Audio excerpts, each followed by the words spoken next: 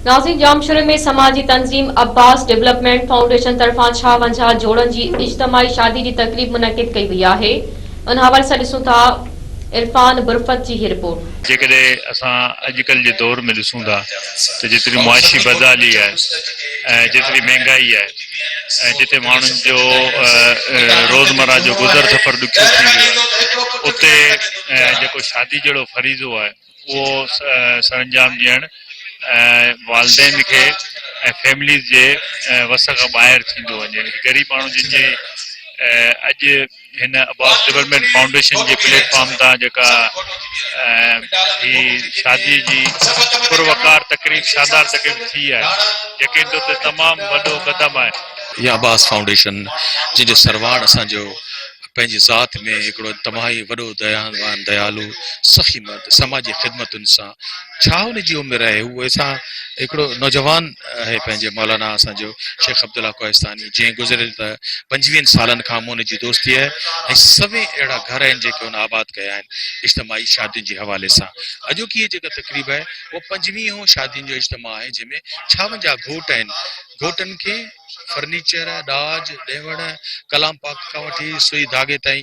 ऐं गॾोगॾु उन्हनि खे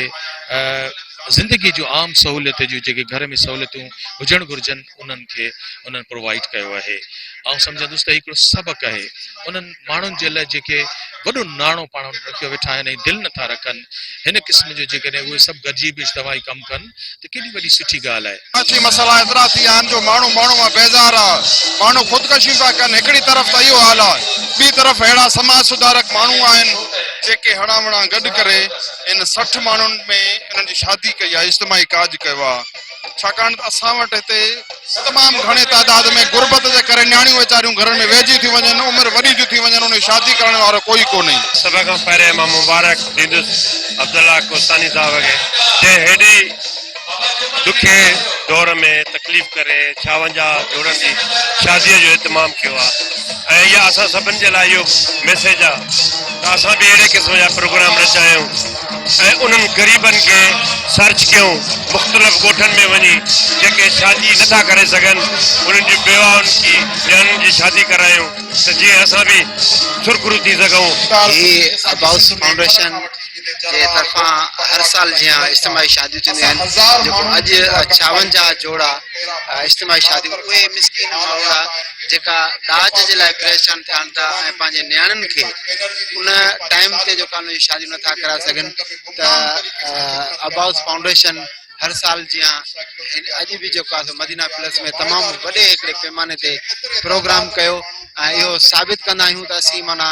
जेके तनज़ीमूं आहिनि जेके इंसानियत जे लाइ हमदर्दियूं ऐं उन्हनि जे लाइ मददूं कंदी आहे। तो सिंध गवर्नमेंट से तो मेरा ये पैगाम है कि कम से कम इस तरह के काम तो गवर्नमेंट को करने चाहिए सूबाई सतह पे, तालका सतह पर,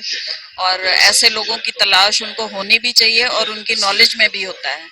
अभी एक क्वेश्चन मुझसे हुआ कि ऐसे भी लोग हैं जो सामने नहीं आना चाहते हैं, तो फिर उनके लिए आप क्या कहते हैं? उनके लिए हम ये कहते हैं कि आप हमसे राब्ता करें, हम